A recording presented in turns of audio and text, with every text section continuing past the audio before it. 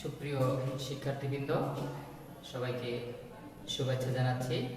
আমি মোহাম্মদ জাকির হোসেন, সহকারী অধ্যাপক, গণিত বিভাগ, কিশোরগঞ্জ সরকারি মহিলা কলেজ, কিশোরগঞ্জ। সুপ্রিয় শিক্ষার্থীবৃন্দ, আজকে আমি উচ্চ মাধ্যমিক শ্রেণীর ক্লাস নেব। সেটা হচ্ছে বৃত্ত। বৃত্ত নিয়ে আমরা অলরেডি 2টা ক্লাস নিয়েছি, তোমরা হয়তো দেখে আসছ। এখন আজকে আমরা আরেকটি সেশনে এই বৃত্ত নিয়ে আলোচনা করব। সেটা হচ্ছে আমি এখানে লিখছি বৃত্ত 4.2। তোমাদের সুবিধার্থে তোমাদের বইয়ের মধ্যে যেভাবে আছে সেই সুবিধার্থে আমি এভাবে লিখলাম। তো এইখানে কাজটা কি? এখানে আমাদের যে কাজটা হচ্ছে সেটা হচ্ছে অ্যাকচুয়ালি তোমরা সবাই এটার সাথে পরিচিত, স্পর্শ। তোমরা জানো এটা যদি একটা বৃত্ত হয়, এটা একটা বৃত্ত হলো। এখন এই যে একটা রেখা করলাম পি কিউ, তোমরা সবাই জিজ্ঞেস করলে তোমাদেরকে যদি বলা হয় যে এটা কি, পি কিউ রেখাটা কি, তুমি বলো যে স্যার পি কিউ রেখাটা হচ্ছে একটা ছেদক রেখা। এই পি কিউ রেখাটা এই বৃত্তটাকে 2টা বিন্দুতে ছেদ করছে, পি এবং কিউ।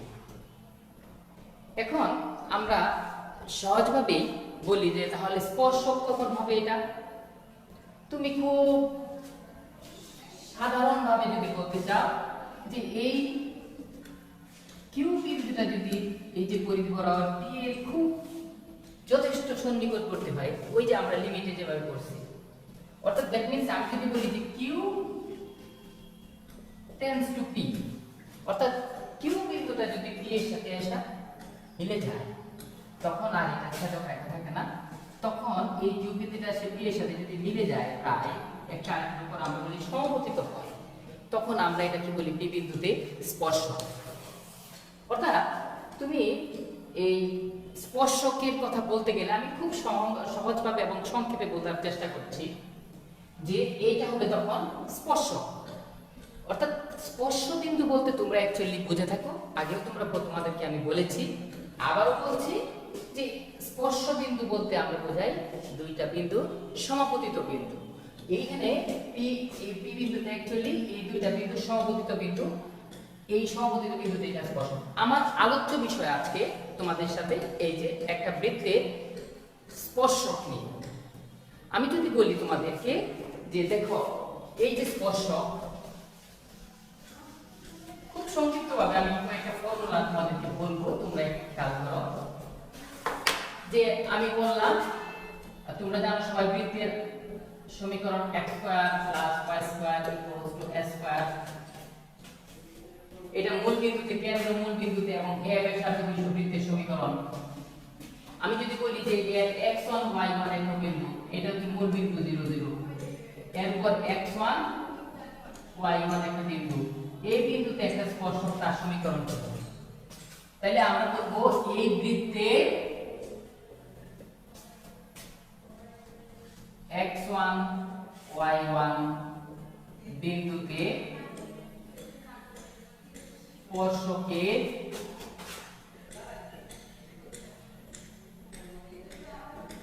সমীকরণ। আমি জানো তোমাদেরকে সবসময় প্রমাণ দিই সূত্রে, কিন্তু আজকে সঙ্গত কারণে, সময় কারণে প্রমাণ দিচ্ছি না। শুধু আমি তোমাদেরকে সূত্রটা কিভাবে ধরতে হয় এটা শিখিয়ে দিচ্ছি, তোমরা প্রমাণটা বইয়ে দেখবা, প্রত্যেকের বই করা আছে। x² কে অ্যাকচুয়ালি আমরা লিখি x * x। তাহলে এই x² এ আমরা যেহেতু একটা সঞ্চার পথ, স্পর্শক কি একটা সরল রেখা, স্পর্শক কি একটা সরল রেখা, মানে কি এটা একটা কি, এটা হচ্ছে একটা সঞ্চার পথ, ঠিক আছে? তাহলে স্পর্শক যেহেতু একটা সঞ্চার পথ, এটার মধ্যে কি থাকবে? x থাকবে, y থাকবে। আচ্ছা, তাহলে এই একটা x থেকে যাবে, আর একটা x এর পরিবর্তে x1 বসায় দিবা, তাহলে এই যে x1, তাহলে হবে কি x1। আবার y² এর পরিবর্তে কি লিখবা? y1। আর যদি ধ্রুবকটাকে বাম পাশে নিয়ে আসো অসুবিধা নাই, -x² = 0। তাহলে আমরা বুঝলাম x² + y² = a² বৃত্তের x1 y1 বিন্দুতে স্পর্শকের সমীকরণ। যদি বলে রাখি তোমাদের ক্লাসে অলরেডি কনিক পড়ানো হচ্ছে, প্যারাবোলা ইলিপস, হাইপারবোলা প্রত্যেকটা ক্ষেত্রে কিন্তু স্পর্শকের সমীকরণ আমরা এভাবে বের করতে পারি। আচ্ছা, তাহলে যদি আমাদের বৃত্তের আদর্শ সমীকরণ যেটা ছিল, যদি আমি এটা বলি x square plus y square plus 2gx plus 2fy plus c equal to 0 বৃত্তের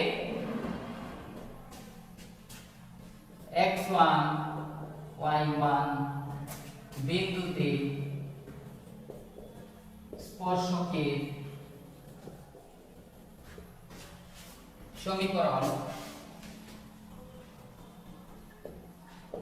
যথারীতি তুমি আগে মতোই x স্কয়ার কে তুমি কি লিখবা x x1, y স্কয়ার কে কি লিখবা y y1 প্লাস খেয়াল করো g আছে, g এর সাথে কি আছে, g এর সাথে আছে হচ্ছে তোমাদের g এর সাথে আছে হচ্ছে 2x। নিশ্চয়ই তোমরা 2x টাকে এইভাবে লিখতে পারো x x, তাহলে একটা x থাকবে আগের মতোই। আমি এটা কিন্তু কৌশল শেখাচ্ছি, এটা কিন্তু অন্য কোনো কথা না, এটা সূত্রের প্রমাণ না, এটা কৌশল। যে 2x টাকে আমরা কি x x, একটা x থাকবে আর একটা x এর পরিবর্তে x1 লিখব, তাহলে g x x1 প্লাস তাহলে কি হবে অনুরূপভাবে f 2y, 2y কে লিখবা কি y y1 plus c equals to 0। কথা বোঝা গেছে? তাহলে আমরা যদি বলি যে এই হইল একটা বিন্দুতে স্পর্শকের সমীকরণ বের করার ফর্মুলা, তাইলে আমরা শিখলাম x square plus y square equals to a square বৃত্তের x1 y1 বিন্দুতে স্পর্শকের সমীকরণ x x1 plus y y1 minus a square equals to 0।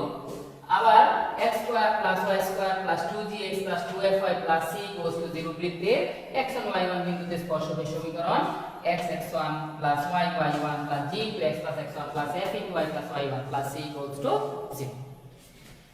সুপ্রিয় শিক্ষার্থীবৃন্দ, তোমরা এই সূত্র দিয়ে তোমরা যে কোনো একটা প্রবলেম তোমরা সলভ করবা। আচ্ছা, আজকে আমি তোমাদের এখানে ফর্মুলাগুলো কি কি আছে সেগুলো একটু আলোচনা করার চেষ্টা করব। এখন তোমাকে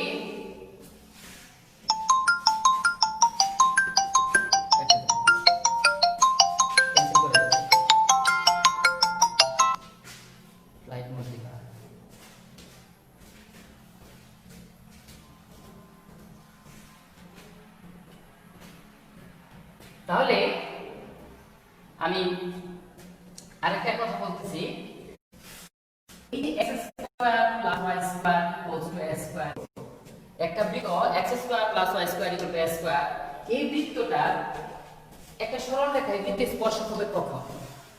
আমি যদি বলি এই যে দেখো একটা বৃত্ত, তোমরা আগে দেখছো এইটা হচ্ছে কি তার একটা স্পর্শক। তোমাদেরকে আমি একটু আগে বললাম যে এইখানে এটা এই বিন্দুটা হচ্ছে কি সমপতিত বিন্দু। যখন আমি যদি বলি y mx c, এটা হচ্ছে স্পর্শক, y mx c রেখাটা এই বৃত্তের স্পর্শক কিনা দেখাও। তোমাকে বলা হলো y mx c এই বৃত্তের একটি স্পর্শক কিনা। তুমি কিন্তু স্বাভাবিকভাবে তোমার যে সেন্সে তুমি কি করবা, আমরা দেখব যে যদি তুমি খেয়াল করো তুমি কি করবা, এখানে তোমার কাজটা হচ্ছে কি তুমি দেখবা যে y mx c, y এর পরিবর্তে কি mx c এই সমীকরণে বসায় দিবা, y এর পরিবর্তে কি বসায় দিবা mx c, তাহলে কি হয়ে যাবে x এর একটা কোয়াড্রেটিক ইকুয়েশন হয়ে যাবে। x এর একটা কোয়াড্রেটিক ইকুয়েশন হওয়ার পরে তুমি বুঝতে পারছো যে হ্যাঁ এটা x এর কোয়াড্রেটিক ইকুয়েশন। আমরা কি বলছিলাম, কোয়াড্রেটিক ইকুয়েশন হইলে আমরা জানি যে এই সমীকরণে দুইটা মূল থাকবে। তো x এর যদি দুইটা ভিন্ন ভিন্ন মান পাওয়া যায়, তাহলে x এর দুইটা ভিন্ন ভিন্ন মান হলে তখন কি y এর দুইটা ভিন্ন ভিন্ন মান পাওয়া যাবে। তখন দুইটা বিন্দু পাওয়া যাবে, তখন কিন্তু একটা বিন্দু এই যে স্পর্শ বিন্দু যে আমরা বলছি সমপতিত বিন্দু, একটা পাওয়া যাচ্ছে না, তাহলে তখন সেটা হয়ে যাবে কি ছেদক বিন্দু, ছেদক রেখা। দুইটা বিন্দুকে যে পাওয়া যাবে দুইটা বিন্দুকে বলবো আমরা ছেদবিন্দু। আর যখন তোমার এটা বলবে যে তুমি এটা বুঝে নিছো যে স্পর্শক হলে তাহলে কি হয় সমপতিত বিন্দু হয়। আর সমপতিত বিন্দু মানে কি দুইটা বিন্দু একই বিন্দু, অর্থাৎ যে x এর যে দ্বিঘাত সমীকরণটা আসবে সেই দ্বিঘাত সমীকরণটা কি হবে, x এর যে দ্বিঘাত সমীকরণটা হবে সেই দ্বিঘাত সমীকরণের যে দুইটা মূল থাকবে সেই দুইটা মূল হবে সমান। দুইটা মূল কি সমান? দুইটা মূল সমান। দুইটা মূল যেহেতু সমান হবে, হ্যাঁ দুইটা মূল যেহেতু সমান হবে, দুইটা মূল সমান হবে কখন? যখন এটা কি হবে? স্পর্শক হবে। আচ্ছা, তাই দুইটা মূল যেহেতু সমান হবে, দুইটা মূল হলে সমান হলে কি হবে? এটা স্পর্শক হবে। তাহলে আমরা এই y mx c এই সমীকরণে বসায় দেব। বসায় দিয়ে আমরা দুইটা মূল সমান হওয়ার শর্ত কি? তাদের নিশ্চয়কের মান শূন্য হবে। নিশ্চয়কের মান শূন্য হবে। যদি নিশ্চয়কের মান শূন্য বসাই তাহলে আমরা পাবো y mx c রেখাটি x square plus y square equals to a square বৃত্তকে স্পর্শ করবে যদি c equals to plus minus a into root over 1 plus m square হয়। এই একটা ফর্মুলা তোমরা পাইবে।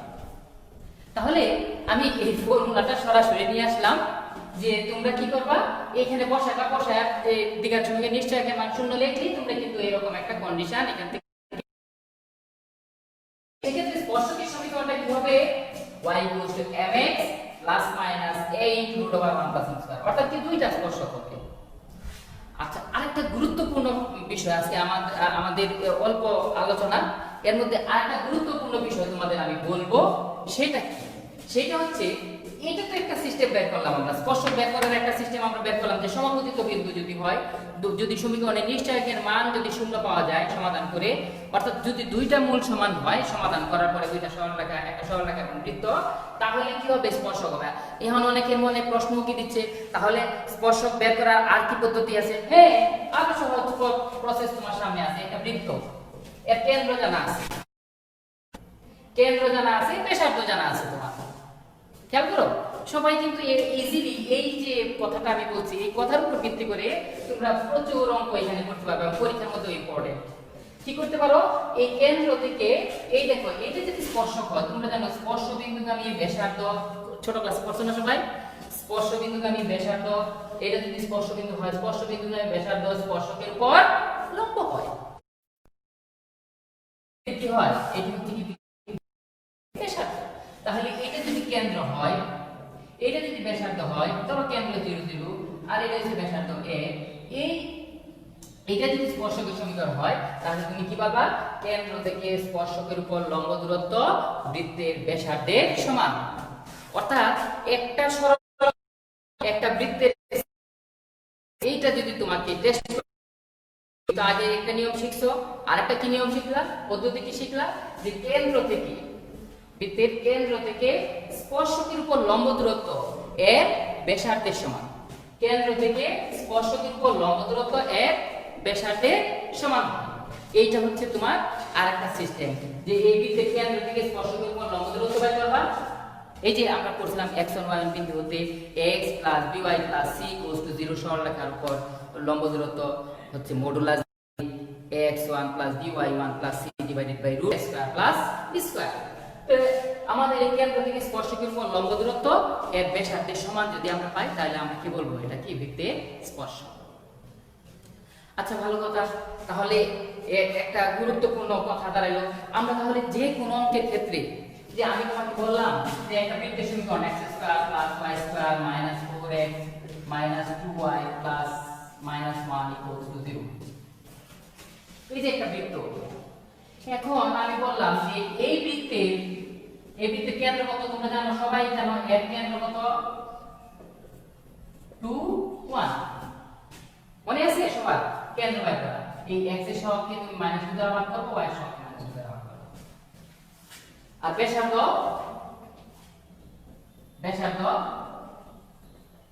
হচ্ছে g স্কয়ার মানে 4 প্লাস f স্কয়ার হচ্ছে 1 মাইনাস মাইনাস প্লাস 1 হলো √6। এটা প্লাস 1 দেই, তাহলে এটা মাইনাস 1 হয়ে যাবে, তখন হবে 2।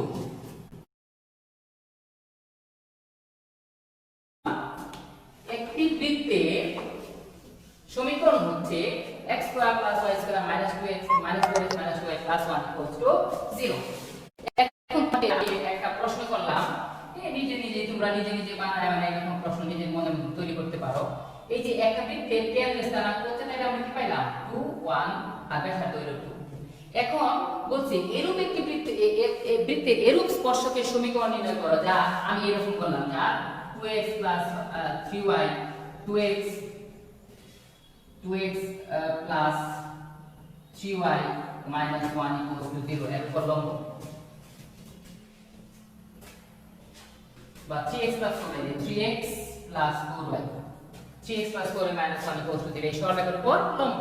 তাহলে তুমি কি করবা খেয়াল করো, আমি কিন্তু প্রসিডিউরটা দেখাচ্ছি, শুধু বলতেছি তোমাদের এই বৃত্তে এই x স্কয়ার আমার প্রশ্ন হচ্ছে x square y square -4x - 2y + 1 0 বৃত্তের এরূপ দুটি স্পর্শকের সমীকরণ নির্ণয় করো যা এই রেখার উপর লম্ব বা এই রেখার সমান্তরাল। আবার খেয়াল করো, এই বৃত্তের এরূপ দুটি স্পর্শকের সমীকরণ নির্ণয় করো যা এই সরল রেখার উপর লম্ব। তুমি কি করবা,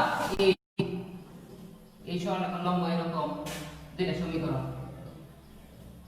তাহলে নিশ্চয়ই তোমরা সবাই জানো এই সমীকরণ কি হবে 4x - 3y = 0। তাহলে তুমি জানো এই যে এখান থেকে এই কত 2, তাইলে স্পর্শকটা কি হবে, স্পর্শকের সমীকরণটা কি হবে, আমি এক কথায় করে দিতেছি অঙ্কটা। কেন্দ্র থেকে স্পর্শকের উপর লম্ব দূরত্ব বৃত্তের ব্যাসার্ধের সমান হবে। কেন্দ্র থেকে স্পর্শক এই কেন্দ্র কত 1 বিন্দু থেকে এর উপর স্পর্শকের লম্ব দূরত্ব 4 * 2 - 3 * 1 + k divided by root 4 square মানে হচ্ছে 16 + 9 এর পরম মান, এর মান সমান কত হইব সবাই পাবে। এখন তোমরা এখানে পরম মান উঠিয়ে দিয়ে তারপর k এর দুইটা মান বের করবা, k এর দুইটা মান আমি এখানে বসায় দিলেই এই সমীকরণ বের হয়ে গেল। অর্থাৎ এই সিস্টেমটা জানা থাকলে তোমরা অনেক সহজে অনেক প্রবলেম। আরো অনেক বাহিনী আছে। আমরা সাধারণ স্পর্শক একটা কথা আছে। আচ্ছা তাহলে ঠিক আছে, আজকে আমাদের পড়া এরকমই, এই পর্যন্তই। আজকে আমাদের যে অল্প সময়ের মধ্যে একটু সামান্য তোমাদের সাথে আলোচনা করলাম। আসলে কি এইটুকুতে কি মন ভরে না, হ্যাঁ মন ভরে না। আমরা সবাই দোয়া করতেছি যে যাতে তোমাদের সাথে আমরা সরাসরি আমার সামনে বসে তোমরা আবার পড়বা, আবার আমাদের সেই সময় শুরু হবে, সেই সোনালী দিনগুলোর আবার আমরা প্রত্যাশা করতেছি। সবাই ভালো থাকো, সুস্থ থাকো, আল্লাহ হাফেজ।